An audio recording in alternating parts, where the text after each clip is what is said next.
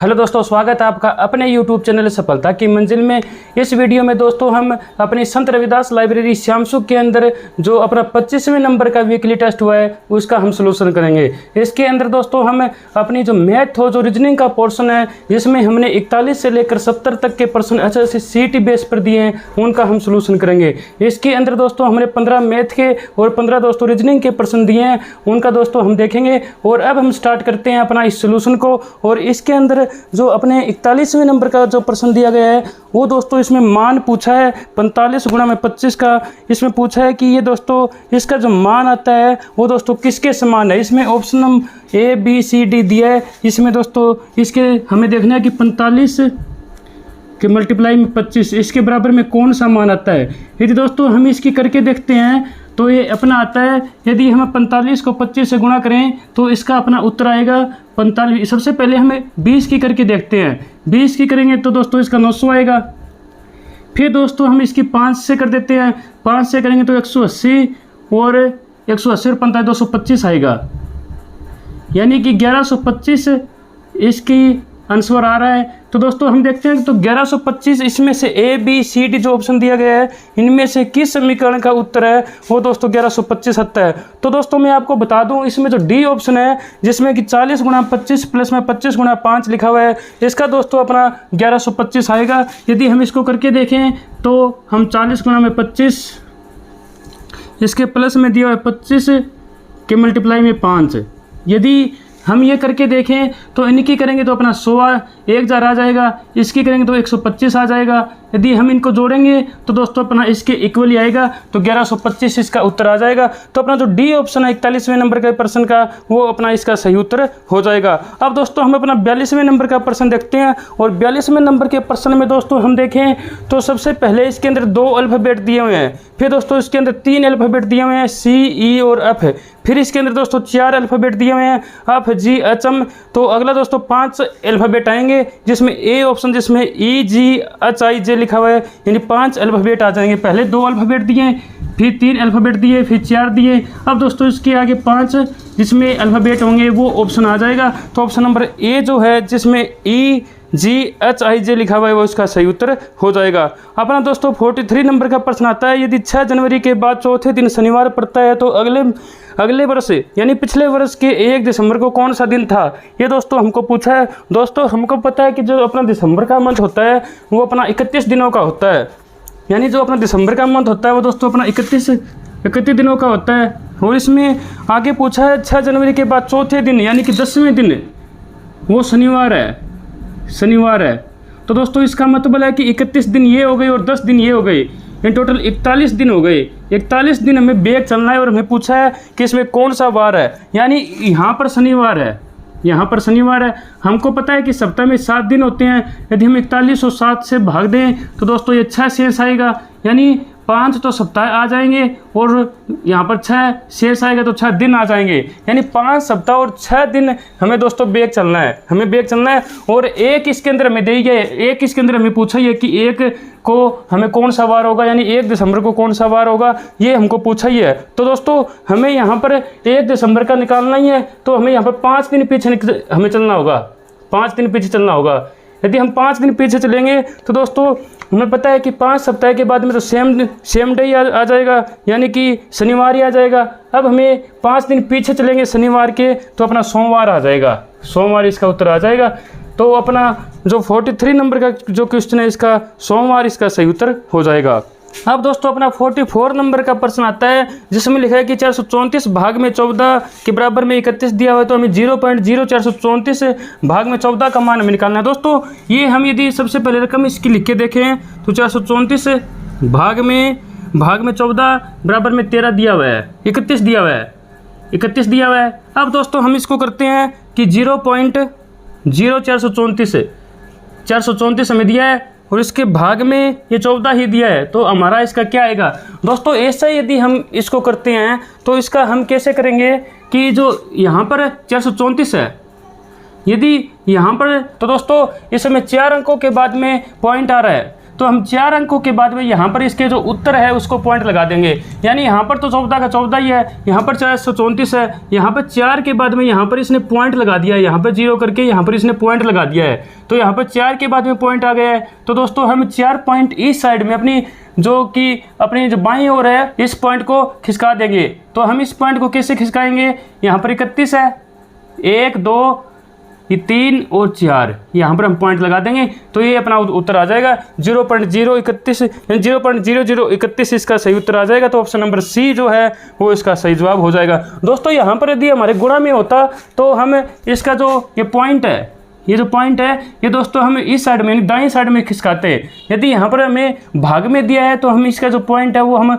बाईं ओर खिसकाएंगे। तो 0.0031 आ जाएगा। सी ऑप्शन इसका सही उत्तर हो जाएगा। कथन की सत्यता की पुष्टि हमें करनी है। 45वें नंबर के प्रश्न में, मेरी 10 वर्षीय भतीजी मेरे 12 वर्षीय जो पुत्र है उससे अधिक लंबी है। दोस्तों ये कोई ज़रूरी तो नहीं होता कि हमेशा कि वो लंबी ही होगी, तो ए ऑप्शन तो इसमें आएगा ही नहीं। जो प्राय लंबी हो ये भी जरूरी नहीं है। जो प्राय का मतलब होता है दोस्तों मोस्टली टाइम, तो ये भी कोई ज़रूरी नहीं है।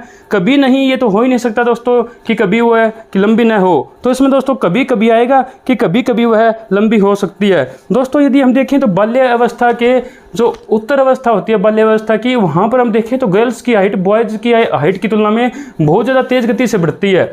तो उस समय क्या होता है, जो गर्ल्स होती है वो बॉयज़ से भी लंबी हो जाती है इस अवस्था में। तो हम देखें तो जो कभी कभी ऐसा हो सकता है कि जो गर्ल्स है वो दोस्तों बॉय से लंबी हो। तो इसमें दोस्तों इसमें आएगा अपना बी ऑप्शन आ जाएगा, जिसमें कभी कभी लिखा हुआ है। अपना जो दोस्तों अगला प्रश्न आता है, निम्नलिखित भिन्नों में कौन सा समूह अवरोही क्रम में है। यदि हम देखें दोस्तों इसका ए ऑप्शन ही इसका सही उत्तर हो जाएगा, जिसमें अपना 6/7, 9/17, 5/11, 7/16 लिखा हुआ है। दोस्तों इसके करने के कई तरीके हो सकते हैं। सबसे पहले तो हम देख सकते हैं कि इसका एलसीएम क्या होगा। एलसीएम के बाद में ऊपर जो सबसे बड़ी रकम आएगी वो सबसे बड़ी संख्या हो जाएगी, जो सबसे छोटी आएगी वो सबसे छोटी संख्या हो जाएगी। और अवरोही क्रम क्या होता है, अवरोही क्रम होता है कि सबसे पहले हम सबसे बड़ी संख्या लिखेंगे, फिर उससे छोटी, फिर उससे छोटी, फिर उससे छोटी, अंत में हम सबसे छोटी संख्या को लिखेंगे। और एक तरीका ये हो सकता है कि हम इसको भाग दे के देख लें, और एक तरीका ये भी हो सकता है दोस्तों इसकी गुणा में हम 100 करके देख लें, यानी इसका परसेंटेज हम निकाल लें। तो दोस्तों इन जो सभी तरीकों में से हम कोई भी तरीका अपना सकते हैं और इस क्वेश्चन को हम कर सकते हैं। तो हम देखेंगे ऐसा करके तो अपना ए ऑप्शन जिसमें कि 6/7, 9/17, 5/11, 7/16 लिखा हुआ है वही अपना सही उत्तर हो जाएगा। एक महिला प्रति सप्ताह 27 किलोग्राम ईंधन जलाती है, जिसमें 2/3 भाग इसमें लकड़ी दिया हुआ है और शेष कोयला है। यदि एक वर्ष में 52 सप्ताह माने जाए तो पूरे वर्ष में कोयला कितना खर्च होता है ये हमें निकालना है। दोस्तों यदि हम देखें तो एक जो महिला है वो प्रति सप्ताह 27 किलोग्राम ईंधन जलाती है, यानी जो 27 किलोग्राम है इसमें वो ईंधन जला रही है, और उस 27 किलोग्राम में 2/3 भाग इसमें लकड़ी का दिया हुआ है। 27 जो किलोग्राम ईंधन है इसमें 2/3 भाग इसमें जो लकड़ी का दिया हुआ है 2/3, यानी 18 जो है वो दोस्तों इसमें लकड़ी का आ गया। जो बाकी बचा 9 किलोग्राम वो दोस्तों इसमें कोयला का आ गया, वो कोयला का आ गया 9 किलोग्राम। अब हम देखें दोस्तों इसमें 52 सप्ताह माने गए हैं और एक सप्ताह के अंदर 9 किलोग्राम कोयला वो दोस्तों जला रही है। तो एक साल के अंदर वो दोस्तों कितना जला देगी, वो यहाँ पर हम इसकी गुणा कर देंगे 8 और 46, इसमें 468 आ जाएगा। तो ए ऑप्शन जिसमें 468 किलोग्राम जो लिखा हुआ है वो अपना सही उत्तर हो जाएगा। अपना अगला प्रश्न आता है कि एक महिला एक बच्चे के साथ कहीं जा रही है, रास्ते में उसको एक आदमी मिला जिसने उस महिला से पूछा यह बच्चा तुम्हारा कौन है। उस महिला ने कहा यह मेरे मामा तथा इसके मामा के मामा परस्पर भाई है। उस महिला के बच्चे के साथ क्या संबंध है ये दोस्तों हमें बताना है। देखो हम देखें दोस्तों ये जो महिला है, यहाँ पर एक महिला है और वो अपने बच्चे के जो इसके अंदर बच्चे के साथ एक बच्चे के साथ जा रही है। तो हम इसको देखें तो ये महिला कहती है कि इसका मामा, यानी इसका जो मामा है, यहाँ पर इसका जो मामा है और इसका जो मामा है, इसका जो मामा है और इसके मामा का मामा है, इसका मामा का मामा है, वो दोस्तों दोनों भाई है। ये दोस्तों दोनों क्या भाई है। अब हम देखें दोस्तों इसका संबंध क्या होगा। इसका मामा का मामा वो दोस्तों ये और इसका मामा, ये दोनों यदि परस्पर भाई है तो इसका मामा है वो दोस्तों इसका भाई होगा, इसकी ये जो महिला है इसका भाई होगा। तो दोस्तों ये जो मामा है इसका, ये भी दोस्तों इस महिला का भी मामा होगा, यानी इसके मामा का मामा इस महिला का भी मामा हो जाएगा। तो दोस्तों ये दोनों क्या होंगे, ये दोनों यानी माता और पुत्र होंगे। ये दोनों इस प्रकार से संबंध हो जाएगा इनका, तो माँ और पुत्र, तो इस प्रकार बी ऑप्शन इसका सही उत्तर हो जाएगा। तो दोस्तों इस प्रकार हम इसका बी ऑप्शन जिसमें माँ और पुत्र लिखा गया वो इसका सही उत्तर हो जाएगा। यानी जो ऐसे समझ सकते हैं कि मेरा यदि जो मामा है वो क्या होगा, मेरी माँ का क्या होगा, भाई होगा, और मेरे मामा का जो मामा होगा वो दोस्तों मेरी माँ का भी मामा होगा। इस प्रकार हम इसको देखें तो दोनों का जो संबंध आएगा वो दोस्तों माँ और पुत्र का आ जाएगा। बी ऑप्शन इसके अंदर सही उत्तर हो जाएगा। 49वें नंबर का प्रश्न आता है जिसमें हमें वर्गमूल में 1.21 दिया है, बटे में हमें 0.11 दिया है, इसके प्लस में 0.12 दिया है, और जो वर्गमूल में 28 दिया है। दोस्तों यदि हम इसको करके देखें, जो 121 माने, इसको 121 माने तो 121 दोस्तों इसका 11 आ जाएगा, क्योंकि 11 की स्क्वायर ही 121 होता है। अब दोस्तों यहाँ पर 2 के बाद में पॉइंट है, यदि हम इसको वर्गमूल करेंगे तो इसका आधा करेंगे तो यहाँ पर एक आ जाएगा, यानी 1 के बाद में पॉइंट लग जाएगा। यदि हम 1.1 की यदि हम स्क्वायर करते हैं, यानी 1.1 की 1.1 से हम गुणा करते हैं तो 2 के बाद में पॉइंट आता है, 1 के बाद में यहाँ पर पॉइंट है, 1 के बाद में यहाँ पर पॉइंट है, तो 2 के बाद में पॉइंट हुआ, 2 के बाद में यहाँ पर पॉइंट लग गया, 121 आना ही है। तो दोस्तों इसका 1.1 आ जाएगा। यहाँ पर हम देखें तो 0.11 है, 0.11 है, यहाँ पर 0.12 है। यदि हम वर्गमूल 28 को देखेंगे तो दोस्तों इसका जैसे 25 का देखें तो 5 आ जाएगा, 3 का हम देखें तो 2.9 के आसपास आता है, 2.9 आता है। तो हम यदि इसको इससे भाग देंगे तो अपना 10 आ जाएगा, यहाँ पर 10 आ जाएगा। यहाँ पर तो वर्गमूल तो हमने हटा दिया। यदि हम इसको करेंगे तो अपना यहाँ पर कितना आ जाएगा, 0.022 आ जाएगा, इसके आसपास अपना आएगा, ये आएगा। तो हम इनको यदि जोड़ेंगे तो अपना 10.022 अपना उत्तर आ जाएगा। तो इस प्रकार हम ऑप्शन में देखें तो ऑप्शन में ऐसा कोई भी ऑप्शन नहीं दिया गया है जिसमें 10.022 हो, तो अपना इनमें से कोई नहीं, डी ऑप्शन इसका सही उत्तर हो जाएगा। एक उम्मीदवार को 65% वोट मिले और 2745 वोटों से जीत गया, बताओ कुल कितने वोट पड़े जबकि कुल उम्मीदवार 2 थे। दोस्तों यदि एक व्यक्ति को यदि 65% वोट मिले हैं तो दूसरे को 35% मिले होंगे, इनमें जो अंतर है वो दोस्तों 30% का है, और ये उम्मीदवार 30% अधिक वोट लेकर 2745 वोटों से जीत गया, 2745 वोटों से जीत गया। यानी इसके मुकाबले इसने 2745 वोट ज़्यादा लिए हैं, जो कि 30% है। यदि ये दोस्तों 30% है, यदि हम इसका 100% करेंगे तो हम इसको काटेंगे, 0 से 0 कट जाएगा, इसको हम काटेंगे 915 आ जाएगा, 9 और ये 915 आ जाएगा, तो 9150 इसका उत्तर आ जाएगा, जो अपना ऑप्शन नंबर डी में लिखा गया है। तो 9150 इसका सही उत्तर होगा। 3 संख्याओं का योग 116 यदि दूसरी और तीसरी संख्या का अनुपात 9:16 और पहली और तीसरी संख्या का अनुपात 1:4 हो तो दूसरी संख्या में पूछा है कि दूसरी संख्या क्या होगी। दोस्तों इस क्वेश्चन को हम करने के लिए अनुपात से संबंधित प्रश्न है, इसको हम कैसे करेंगे। सबसे पहले हम वो 3 संख्याएँ मान लेते हैं कि वो 3 संख्या क्या होगी। वो दोस्तों हम यदि मानते हैं कि वो तीनों संख्याएं x, y और z है, वो तीनों संख्याएं एक x है, एक y है और z है, इनका हमें योग दिया गया है, इनका हमें योग दिया है 116, इनका योग दिया है, और दूसरी संख्या और तीसरी संख्या का अनुपात है, यानी जो ये जो संख्या और ये जो संख्या है दूसरी और तीसरी, इसका अनुपात 9:16 में दिया है। और जो पहली और तीसरी संख्या का अनुपात है, जो पहली और तीसरी संख्या का अनुपात 1:4 इसमें दिया है, 1:4 दिया है। दोस्तों यहाँ पर यदि 4 गुना है तो यहाँ पर भी हम इसको 4 गुना कर देते हैं, 1 का 4 करेंगे हम 4 गुना हो जाएगा, तो इसको 4, 9 और 16 आ जाएगा, 4, 9, 16 आ जाएगा। यानी यहाँ पर 1:4 दिया हुआ है, ये इसके 4 गुना है, तो हम यहाँ पर भी इसके 4 गुना कर देंगे, तो अनुपात तो 1:4 ही आएगा, क्योंकि 4 और 16 है, इसको हम काटेंगे तो 1:4 ही आएगा। तो इस प्रकार हम करेंगे तो इनका जो अनुपात है वो 4:9:16 आ जाएगा, और इनका योग जो है वो 116 है, इनका योग जो है वो 116 है। दूसरी संख्या यानी y हमें पूछा है कि y कितनी है, तो यदि हम इनको जोड़ते हैं तो अपना कितना आ जाएगा, 29 आ जाएगा, ये 29 आएगा। और दूसरी संख्या का इनमें कितना है, शेर है 9 है, तो 9 से हम गुणा कर देंगे। यदि दोस्तों हम इसको काटते हैं तो हम देखें तो इसका कितना आएगा, ये 4 पर कट जाएगा, 4 पर कट जाएगा तो 36 आ जाएगी। वो जो संख्या है वो दोस्तों 36 आ जाएगी, जिसमें दोस्तों इसमें किसी का भी मान यानी किसी भी ऑप्शन में 36 नहीं लिखा गया है, तो इसमें ऑप्शन नंबर जो डी जिसमें से लिखा हुआ है कि इनमें से कोई नहीं, वो इसका सही उत्तर हो जाएगा। अब हम दोस्तों देखते हैं कि अगला जो 52वें नंबर का प्रश्न है, इसमें जे माइनस में बी प्लस में डी लिखा हुआ है। इसके अंदर दोस्तों हम बोडामास का फॉर्मूला लगाएंगे ये जो जे अपना 10वें नंबर पर आता है, ये दूसरे नंबर पर आता है, ये अपने चौथे नंबर पर आता है। सबसे पहले हम प्लस वाले को करेंगे, फिर हमें यहाँ पर माइनस वाले को करेंगे। सबसे पहले प्लस वाले को करेंगे तो माइनस के 2 है, प्लस के 4 है, तो प्लस के 2 बचेंगे। यहाँ पर 10 है, अपने प्लस के हैं तो हम यहाँ पर प्लस के लिखेंगे, क्योंकि 2 ये प्लस के बचे हैं और ये भी अपने प्लस के हैं। तो दोस्तों 12 इसका उत्तर आ जाएगा, जो कि अपना ऑप्शन नंबर सी में लिखा हुआ है। तो सी इसका सही उत्तर हो जाएगा। एक टीवी 18% की हानि पर 1230 रुपये में बेचा गया। अगर यह 1600 रुपये में बेच दिया जाता तो उसका प्रतिशत लाभ या हानि हमें ज्ञात करना है। दोस्तों जब उसको 1230 रुपये में बेचा है तो उसको 18% हानि हुई है। 18% हानि हुई है, मान लीजिए इसका हम मानते हैं 100 रुपये क्रय मूल्य था, 18% हानि है तो उसको 82 में बेचा होगा। 82 में बेचा दोस्तों, ये 82 के इक्वल हुआ। अब हम इसका यदि 100 से गुणा कर दें तो इसका पूरा का पूरा क्रय मूल्य आ जाएगा।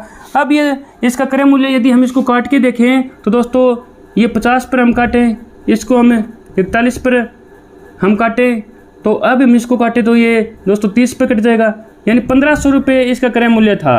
और अब ये 1600 रुपये में इसको बेच रहा है, 1600 रुपये में बेच रहा है, तो 100 रुपये इसको लाभ आ रहा है। अब 1500 रुपये पर, क्योंकि 1500 रुपये क्रय मूल्य है तो हम क्रय मूल्य पर लाभ आने का हम कैलकुलेशन करते हैं। तो अब हम देखते हैं दोस्तों, इसको 100 से गुणा कर देंगे क्योंकि परसेंटेज निकालनी है। 2 0 से 2 0, 100/15 आएगा, तो ये आ जाएगा अपना 6 सही 10/15 आ जाएगा। यदि हम इसको काटेंगे तो ये 2 पकड़ जाएगा, ये 5 पकड़ जाएगा, ये यहाँ पर 3 पकड़ जाएगा, तो 6 सही 2/3 इसका उत्तर आ जाएगा। तो 6 सही 2/3 जो अपना ए ऑप्शन में लिखा गया है वो इसका सही जवाब हो जाएगा। अब दोस्तों अपना जो अगला प्रश्न आता है 55वें नंबर का, जिसमें लिखा है कि 2 नल ए और बी एक हौज को अलग अलग क्रम से 37 मिनट और 45 मिनट में भर सकते हैं। दोनों नल खुले हुए हैं, बताओ बी नल को कब बंद कर दिया जाए कि हौज आधे घंटे में भर जाए। अब दोस्तों इसको हम किस प्रकार से करेंगे, सबसे पहले हम इसको साफ करते हैं। सबसे पहले दोस्तों इसमें क्या लिखा है कि 2 नल है ए और बी, ये इसको 37 मिनट में भरता है, यानी हम इसको जो फ्रिक्शन इसको हमें यदि भिन्न में चेंज करेंगे तो 75/2 आ जाएगा। और ये इसको भरता है 45 मिनट में, ये इसको 75/2 मिनट में भरता है, ये दोस्तों 45 मिनट में भरता है। यदि अब हम करते हैं इसको 1 मिनट का हम निकाल लेते हैं। यदि ये तो इसको भर रहा है कंप्लीट है, यदि हम 1 मिनट का निकालेंगे तो इसका 1/45 आ जाएगा। और इसका यदि हम 1 मिनट का निकालेंगे तो इसको उल्ट देंगे, 2/75 आ जाएगा। तो ये तो बढ़ता है दोस्तों 1 मिनट में इतना, और ये बढ़ता है 1 मिनट में इतना। अब ये कहता है कि बी नल को कब बंद कर दिया जाए कि हौज आधे घंटे में भर जाए, यानी ए नल को तो चलना, यानी एक जो नल है उसको तो आधा घंटे तक चलना ही है, बी जो नल है उसको बंद करना है। तो दोस्तों हम देखेंगे कि बी नल को हम कब इसको बंद कर सकते हैं, लेकिन ए नल है वो दोस्तों आधे घंटे तक ही चलता रहेगा, क्योंकि आधे घंटे में इसे पूरी पाइप को इस हौज को भरना है। तो दोस्तों हम देखिए तो ए जो है वो आधे घंटे में कितना भर देगा, 1 मिनट में 2/75 भर रहा है, और आधा घंटे में कितना भर देगा, ये 30 मिनट में देखते हैं कितना मिनट ये भर देगा, 60/75, 4/5 भर देगा, यानी ये 4/5 आधे घंटे में भर देगा ए।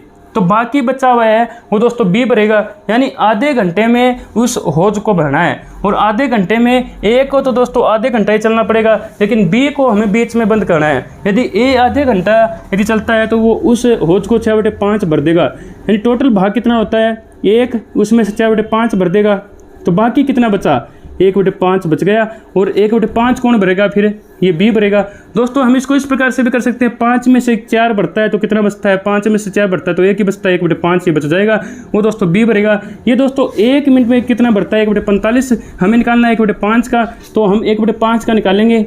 और 1 मिनट में कितना बढ़ता है 1/45, तो यदि हम इसको करेंगे 1/5, ये दोस्तों इसको मल्टीप्लाई में करेंगे तो ये उल्ट जाएगा, 45/1 अपना 9 आ जाएगा, कि 9 मिनट में हम इसको बंद कर सकते हैं। यदि आधा घंटा में उस हौज को भरना है और बी को हमें बीच में बंद करना है, ए ये जो है ये दोस्तों आधा घंटे तक ही चलता रहेगा, तो ये दोस्तों आधे घंटे में उस हौज को 4/5 भर देगा, जो बाकी बचेगा वो बी भरेगा, बी उसको 9 मिनट में भर देगा। तो 9 मिनट इसका सही उत्तर आ जाएगा, जो कि सी ऑप्शन के अंदर लिखा हुआ है। अब अपना अगला प्रश्न आता है जिसमें लिखा है कि प्रश्न संख्या 56 व 57 में प्रश्न चिन्ह के स्थान पर नीचे दिए गए 4 वैकल्पिक शब्दों में से एक ऐसा शब्द छांटना है जिसका दाएं और बाएं के दाएं वाले शब्द से वही संबंध है जो बाएं और के दोनों शब्दों में हो। हो तो दोस्तों इसमें विष मृत्यु यानी विष जो होता है वो दोस्तों मृत्यु का कारण बनती है। तो जो दवा होती है वो दोस्तों जीवन दायनी होती है यानी जीवन का कारण बनती है। तो इसमें डी ऑप्शन आ जाएगा। मध्य सागर जो तालाब है, मध्य सागर का छोटा रूप तालाब होता है, गहरा का छोटा रूप क्या होता है दोस्तों, उथला होता है। तो बी ऑप्शन इसका सही उत्तर हो जाएगा। 150 मीटर लंबी एक सवारी गाड़ी विपरीत दिशा से आती हुई 100 मीटर लंबी किसी मालगाड़ी को पास करती है। यदि सवारी गाड़ी और मालगाड़ी की चाल क्रम से 39 किलोमीटर प्रति घंटा और 21 किलोमीटर प्रति घंटा हो तो पार करने में कितना समय लगेगा, ये दोस्तों हमें बताना है। यदि दोस्तों इस सवाल को, इस क्वेश्चन को हम समझ के देखें तो एक गाड़ी यहाँ पर है, ये यहाँ पर है और एक यहाँ पर है। ये दोस्तों इसको कब इसको पार करेगी, जब यहाँ से लेकर इसको यहाँ तक इन सभी को पार कर देगी। ये जो गाड़ी है ये इसको को दोस्तों कब इसको पार करेगी, यहाँ से लेकर यहाँ तक इसको पार करने पड़ेगा। यानी इसका इंजन है ये यहाँ पर आएगा, यहाँ से आता आता यहाँ पर आएगा। इसका जो लास्ट जो डब्बा है वो दोस्तों यहाँ से गुजरेगा, तब इसको पार कर पाएगी। यानी इतनी पूरी की पूरी दूरी इसको तय करनी पड़ेगी, जो इसकी खुद की जो दूरी है वो इसको तय करनी पड़ेगी। इसी प्रकार यही बात इस पर लागू होती है कि ये जो ट्रेन है इसको दोस्तों कब इसको पार कर पाएगी, जब यहाँ से इसका इंजन आया, यहाँ से चलता चलता यहाँ पर इसका इंजन पहुँचा और इसका जो लास्ट जो डब्बा है वो यहाँ तक इसको पार ना कर दे, लास्ट तक ना पार कर दे, तब तो वो इसको पार नहीं कर पाएगी। यानी इस ट्रेन को इसकी दूरी पार करनी होगी, इससे जो ट्रेन है वो उसकी दूरी पार करनी होगी, दोनों आपस में दूरी पार करेगी और जब वो दोनों एक दूसरे को पास करेगी तो इसकी भी स्पीड ऐड होगी, इसकी भी स्पीड ऐड हो जाएगी। तो इसकी दूरी हम देखते हैं, इसकी दूरी 150 मीटर है, इसकी 100 मीटर है, तो दोनों दूरी इसकी 250 मीटर हो गई। 250 मीटर दूरी इनको तय करनी होगी दोनों ट्रेनों को, तब वो आपस में क्रॉस कर पाएगी। और इसकी जो स्पीड हमें 39 दी हुई है, इसकी 21 दी गई है, स्पीड हमें 60 आ गई, दोनों की 60 किलोमीटर प्रति घंटा। और इसमें दोस्तों सेकंड में उत्तर दिए हुए हैं तो हमें सेकंड में निकालना होगा। 60 किलोमीटर प्रति घंटा है और हमें ये स्पीड मिनट में दी गई है, तो ये इसको भी हमें मिनट में चेंज करेंगे। 60,000 ये जो मीटर में चेंज करेंगे 60,000 मीटर आ जाएगी। अब हम इसको करेंगे, ऊपर हमें समय निकालना है। समय क्या निकालना है कि वो दोनों एक दूसरे को कितने समय में पार कर देगी, तो हमें समय ऊपर रखना है। 3600 सेकंड में ये पार करती है 60,000 मीटर को। हमें 250 की निकालनी है तो हम 250 से हम इसकी गुना कर देंगे, तो 2 0 से 2 0 काटेंगे, 1 0 से 1 0 काटेंगे। ये दोस्तों यदि 6 पर काटें तो 6 आ जाएगा, यहाँ पर 10 आ जाएगा। फिर ये 2 पर काटे तो 3 आ जाएगा, यहाँ पर 5 आ जाएगा। ये 5 5 25, तो 5 3 15, तो 15 सेकंड इसका उत्तर आ जाएगा, जो कि ऑप्शन नंबर बी में लिखा हुआ है। यानी हमें इसमें समय निकालना है तो समय हम ऊपर रखेंगे। 3600 सेकंड में 60,000 मीटर निकालती है और हमें जो निकालना है उसको हम दोस्तों गुना कर देंगे कि जो 250 है वो दोस्तों कितने समय में निकालेगी, तो ये 15 सेकंड जो सेकंड है उसमें निकाल देगी। तो 15 सेकंड इसका सही उत्तर आ जाएगा, जो कि अपना ऑप्शन नंबर बी में लिखा हुआ है। 2,000 रुपये 10% वार्षिक की दर से 3 वर्ष का चक्रवृद्धि ब्याज में पूछा है कि चक्रवृद्धि ब्याज कितना होगा। दोस्तों इसमें कुछ नहीं है, इसके अंदर जो सिर्फ अपना जो फॉर्मूला है उसको अप्लाई करना है। वो जो ब्याज का जो इसके अंदर कैलकुलेशन का जो अपना फार्मूला होता है वो हमें देखना है।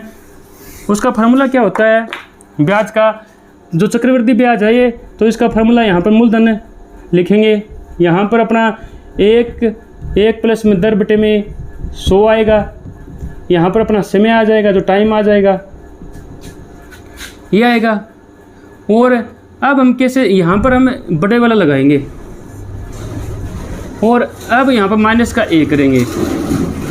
ये इसका फार्मूला होता है। यदि हम इस फार्मूले को लेकर चलेंगे तो अब इसमें जो मूलधन है वो अपना 2,000 रुपये दिया है, 2,000 लिख देंगे।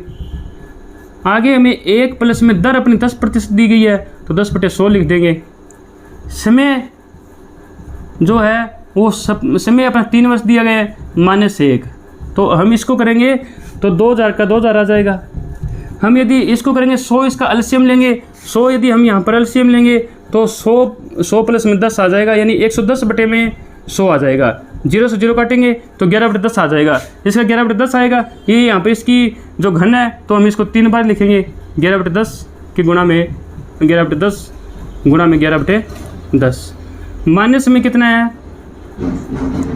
माइनस में 1 है। तो अब हम दोस्तों इसको करके देखते हैं। ये यहाँ पर अपना 2,000 है, 2,000 है और यहाँ पर है इसका कितना आया है, यहाँ पर इसको यदि हम इनकी गुणा करेंगे तो यहाँ पर इसका 1331 आ जाएगा, इनकी गुणा करेंगे तो 1000 आ जाएगा। माइनस में कितना है, 1 है। ये माइनस में अपना 1 है। तो अब हम दोस्तों इसको देखते हैं कि यहाँ पर 2 जा रहा है, यहाँ पर हम इसका एलसीएम लेंगे, यहाँ पर क्या है वैसे ही करेंगे। तो यहाँ पर हम 1 जार इसका एलसीएम लेंगे, तो यहाँ पर कितना आएगा अपना 1 जार, यदि हम इसको एलसीएम लेंगे तो 1331 माइनस में 1000 आ जाएगा। तो यहाँ पर 331 बच जाएगा अपना, 331 बच जाएगा। बटे में कितना है 1000 है, ये 3 0 कटेगा, इसकी हम 2 से गुना करेंगे तो 662 आ जाएगा। तो 662 इसका उत्तर आ जाएगा, जो कि ऑप्शन नंबर अपना सी में लिखा हुआ है। तो सी ऑप्शन इसका 662 जिसमें लिखा है 662 रुपये इसका ब्याज होगा वो हम इस प्रकार। दोस्तों इसके अंदर कुछ भी नहीं है, हमें सिंपल ये फार्मूला यूज करना है और हमें इसको कैलकुलेशन कर देना है और अपना 662 उत्तर आ जाएगा। अपना जो अगला प्रश्न है, प्रश्न चिन्ह के स्थान पर कौन सी संख्या आएगी, यदि हम इसको अच्छे से ध्यान से देखेंगे तो अपना बी ऑप्शन इसका सही उत्तर आ जाएगा कि बी ऑप्शन में जो आकृति दी गई है वो दोस्तों इसका सही उत्तर हो जाएगा।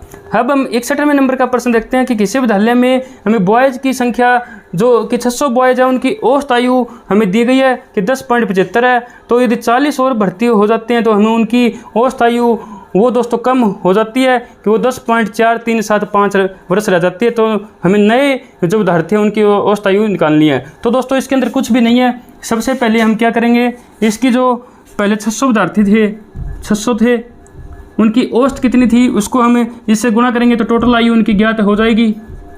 यहाँ पर दोस्तों हम इसकी गुणा कर रहे हैं तो इसको 2 0 को समाप्त करना है। यदि हमें 2 0 को समाप्त करना है तो इस पॉइंट को 2 0 आगे बढ़ा देंगे, 1 2 इसको यहाँ पर लगा देंगे, यानी 1075 हो जाएगा। यदि हम 1075 की 6 से गुणा करेंगे तो अपना कितना आ जाएगा, ये 1000 की हम 6 के साथ करें तो ये 6000 आ जाएगा। 75 की 6 के साथ यदि हम करते हैं तो दोस्तों कितना आ जाएगा कि 150, ये 450 आ जाएगा, तो 6450 आ जाएगा, 6450 आ जाएगा। अब इसमें 40 जो विद्यार्थी है वो और आ जाते हैं, ये 40 विद्यार्थी और आ जाते हैं तो जो टोटल विद्यार्थियों की संख्या कितनी हो जाती है, 640 हो जाती है, 640। और इनकी जो एवरेज है वो दोस्तों कितनी हो जाती है, ये वो दोस्तों 10.4375 हो जाती है। अब हम इसकी यदि गुणा करेंगे तो अपना वो 6680 आएगा, 6680 आएगा। अब दोस्तों हम देखते हैं कि वो यहाँ पर कितनी बढ़ चुकी है, यानी कितनी बढ़ गई है। पहले कितनी थी 6450, अब 6680, तो 6450 इसमें से लेस करेंगे 230 आएगा। 230 बढ़ी है, 230 बढ़ी है। और जब 40 विद्यार्थी आए हैं तब दोस्तों ये 230 बढ़ी है। हमें पूछा है कि नए विद्यार्थियों की औसत आयु क्या होगी, तो जो नए विद्यार्थी 240 के आने पर 230 बढ़ी है और वो 40 विद्यार्थियों पर बढ़ी है तो हम इसको 40 से भाग दे देंगे तो अपना अब आ जाएगा इसको 5 सही 3/4 इसका उत्तर आ जाएगा, यानी 5 पॉइंट जो अपना 75 इसका उत्तर आ जाएगा। जो ए ऑप्शन में लिखा गया 5.75 वो इसका सही उत्तर हो जाएगा। अब दोस्तों अपना 62वें नंबर का प्रश्न आता है, उसमें दोस्तों एक इसमें क्या लिखा गया है, क्षेत्रफल से संबंधित प्रश्न है। ये क्षेत्रफल से संबंधित प्रश्न है, ये निकालना है दोस्तों, बहुत ही इंपॉर्टेंट प्रश्न है। इसको हम किस प्रकार से करेंगे कि मैं सबसे पहले ये चित्र बना लेता हूँ। यहाँ पर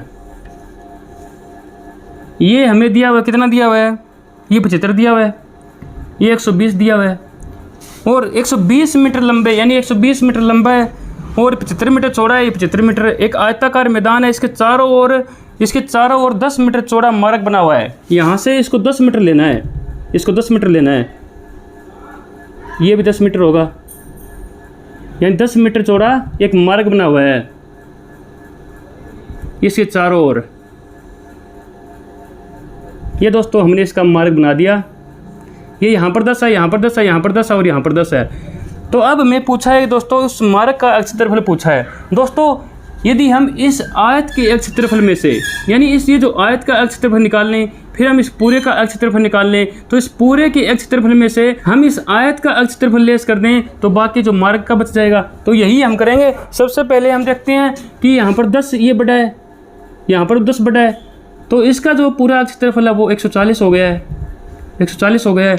यहाँ पर दोस्तों यहाँ पर 10 बड़ा है, यहाँ पर 10 बड़ा है, तो इसकी जो चौड़ाई है वो दोस्तों 95 हो गई है, क्योंकि पहले 75 थी, 10 इस साइड में बढ़ी, 10 इस साइड में बढ़ी तो 95 हो गई है। सबसे पहले हम इस पूरे की निकालते हैं, इस पूरे की। और जो आयत का जो क्षेत्रफल होता है उसका फार्मूला होता है लंबाई गुना चौड़ाई, लंबाई गुना चौड़ाई होता है। तो इसका हम निकालेंगे 140 के गुना में 95 कर देंगे तो अपना कितना आएगा दोस्तों, यदि हम इसको करके देखेंगे तो 0 की 0 आ जाएगी। 95 को हम यदि 14 से गुणा करेंगे तो अपना कितना आएगा, और अब 95 की 14 के साथ करें, 95 की यदि हमें 14 के साथ गुणा करें तो 14 की 5 के साथ करेंगे 0 70 7 आएगा। 14 की 9 के साथ करेंगे 126 और 7 126 और 7 133 आएगा। तो 133 यहाँ पे लिख देंगे, तो अपनी ये 13,300 आ जाएगी। अब दोस्तों हम करते हैं तो इसका क्षेत्रफल, अब हम इस आयत का निकालते हैं। यदि हम आयत का निकालेंगे तो 120 गुणा में 75 करेंगे, 120 के गुणा में 75 करेंगे, 0 की 0 करेंगे, 75 को 12 से करेंगे तो हम जब 75 को 12 से गुणा करेंगे 750 आएगा। 750 के में यदि हम 150 और ऐड करें तो दोस्तों 900 आ जाएगा, 900। तो अब हमने क्या किया, इस पूरे का क्षेत्रफल अपना कितना आया, 13,300 आया। और इस आयत का कितना आया, अपना 9,000 आया। यदि हम इस पूरे में से इस आयत का यदि हम लेस कर दें, हम घटा दें, तो इस मार्क का बचेगा। यही हम करेंगे, 0 0 3 4 आ जाएगा। तो ये अपना उत्तर आ जाएगा जो कि अपने ऑप्शन नंबर डी में लिखा हुआ है। तो 4300 इसका उत्तर आएगा जो कि डी ऑप्शन में लिखा हुआ है। तो इस प्रकार से हम कर देंगे कि इस पूरे का हम सबसे पहले क्षेत्रफल निकालेंगे, उसमें से हम आयत का लेस कर देंगे। यदि पूरे में से यदि हम इस छोटे वाले आयत का लेस किया तो ये इस मार्क का बच जाएगा। तो इस प्रकार से हम इसको निकाल देंगे। तो अपना 4300 जो है वो इसका उत्तर आ जाएगा। अपना जो अगला प्रश्न है उसमें लिखा है कि जो प्रश्न संख्या 63 और 64 में कौन सा उस वर्ग से संबंधित नहीं है जिस वर्ग में अन्य 3 संबंधित है। सबसे पहले हम 63 का देखते हैं। उसमें लिखा है कि ट्रंक और आगे ट्रैक्टर, लॉरी और सकी। दोस्तों हम देखें तो पहले 3 ऑप्शन है ए, बी और सी, इनके दोस्तों पहिए होते हैं यानी कि टेर होते हैं। लेकिन जो डी ऑप्शन है इसके कोई भी टेर नहीं होता है, तो हम डी ऑप्शन को यहाँ पर सही मानेंगे। बुक, अलमीरा, नोवेल, न्यूज़पेपर, बी ऑप्शन को छोड़कर सभी के सभी यहाँ पर पढ़ने वाली चीज़ें हैं, चाहे वो बुक हो, नोवेल हो, चाहे न्यूज़पेपर हो। तो बी ऑप्शन जिसमें अलमीरा लिखा गया है वो इसका सही उत्तर हो जाएगा। 65वें नंबर का प्रश्न क्या आता है कि इसमें लिखा है कि 3 घन जिसकी कोरे क्रम से 3, 4 और 5 सेंटीमीटर पिघलाकर एक घन बनाया गया है। इस प्रकार बने घन की कोर क्या होगी, वो दोस्तों हमें निकालनी है कि इसकी कोर क्या होगी। सबसे पहले हमें घन का आयतन का यदि फार्मूला पता है तो हम इस क्वेश्चन को आसानी से कर सकते हैं। जो घन का आयतन जो होता है वो दोस्तों 1 की 3 यानी भुजा की घन ये होता है। यदि हम इसके हिसाब से लेकर चलेंगे तो इसमें दोस्तों 3 घन दिए गए हैं जिनकी कोरे क्या है 3, 4, 5 सेंटीमीटर है। उनको पिघलाकर एक नया घन बनाया गया है। पहले कितनी थी कोरे 3, 1 की 4, 1 की 5। इनको पिघलाकर जब हमें एक नया घन बनाएंगे तो इनकी सभी की जो भुजाएं थी वो दोस्तों ऐड हो जाएगी और इनका आयतन कितना आ जाएगा 1 की 3।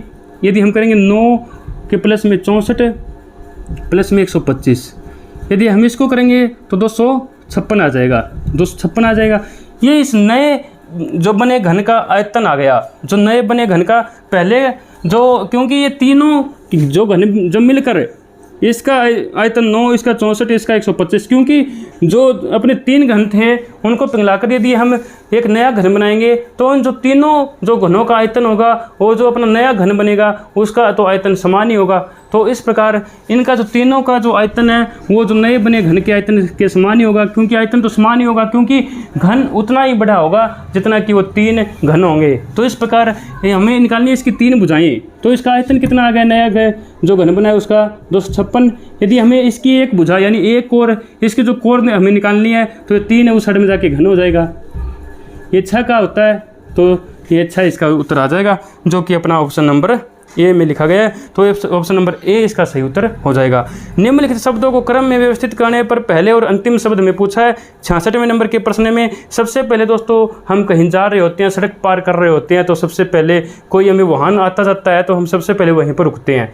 रुकने के बाद में हम देखते हैं कि हम सेफ है या नहीं है, हम आगे उस सड़क को पार कर सकते हैं या फिर नहीं कर सकते हैं। हमें लगता है कि हम उसको पार कर सकते हैं तो हम जाते हैं, सड़क के पार जाते हैं। तो सबसे पहले क्या आएगा, हम सबसे पहले रुकते हैं, फिर देखते हैं, फिर जाते हैं। तो इसमें सी ऑप्शन सबसे पहले रुकेंगे और अंत में जाएंगे, तो इसमें सी ऑप्शन अपना सही उत्तर हो जाएगा।